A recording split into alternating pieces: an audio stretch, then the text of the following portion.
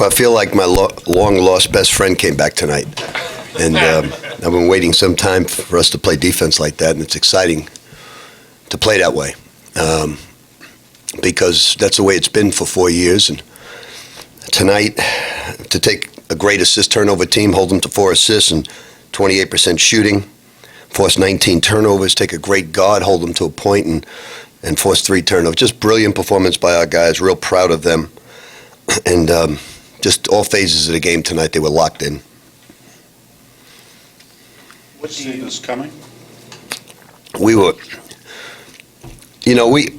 I didn't yell at them at all after the loss. I just said, look, guys, if your identity is to outshoot people, then you may make the tournament, but you're going to have an early exit. I said, now you can shoot, and you're a good offensive basketball team, but unless you learn to play Louisville-type defense, we're never going to be a great basketball team. And they took it to heart and worked real hard at it this week. Zone, man, switching up, blocking out, did a great job. You were concerned about Pitt's execution. What do you think your guys did specifically? Well, we kept switching from zone to man to zone. And we did a very good job of bothering them when they went. They isolate a lot. We really forced guys to their weak hand and then rotated. When they went to their weak hand, we rotated properly, and it caused some problems. Let's talk about Nanu's game, and even on the defensive end, it seemed like he was talking in the back there, telling other guys where to go. Yeah, Nanu's when Nanu gets a little tired, that's when he'll make a mistake. Like when he gave up that three-point shot, he was resting in the lane trying to get a blow, and I was taking him out because I saw him resting in the lane, and he fouled him. But right now, if he plays 33 minutes, we're going to be tough to beat. Once Mango comes back, he could play, 27, 28, and it won't be a problem. Coach, it seemed like you had some loose balls and 50-50 balls in the first half kind of get away from you and have a good defensive possession. And then you give it back. It seemed like in the second half you really locked down. We did. We made maybe one mistake on not blocking out a free throw that could have gone to 15. Outside of that, Ray did a great job. The guys switched properly. They blitzed properly. They downed properly. It was just a beautiful game defensively to watch. In the game in Clemson, you scored 25 in the first half. Tonight, 20. What similarities did you see in those 2 first halves?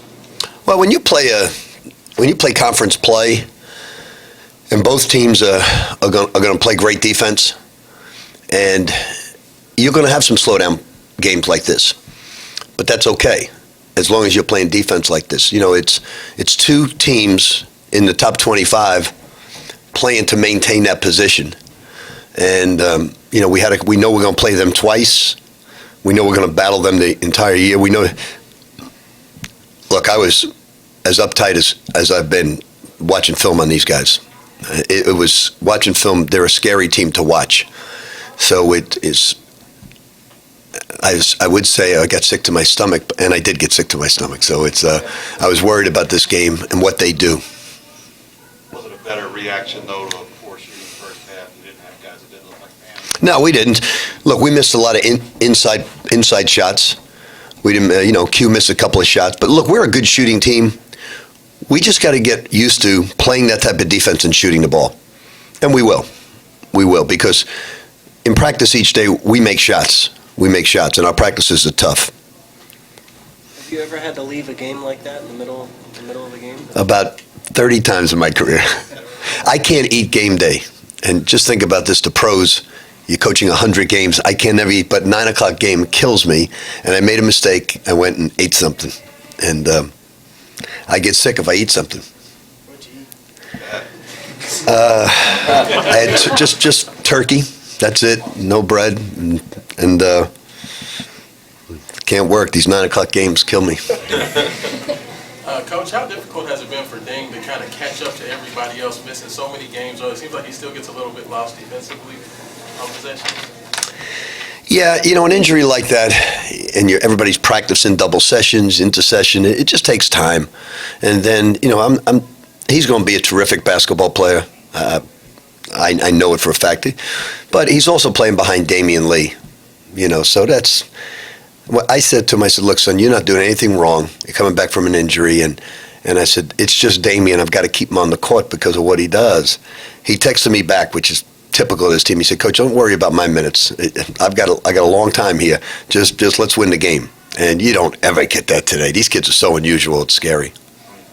Or just the defensive improvement from sending a team to the line 44 times at Clemson to, they're a top 10 scoring team. Kids have their average. I mean, were they just underperforming at Clemson, or did they work that hard? I think if you just, we lost the Clemson game because of offense and fouling too much. And sometimes, you say, well, they only shot 38%, but when you put a team to the line 44, that's probably the most misleading stats.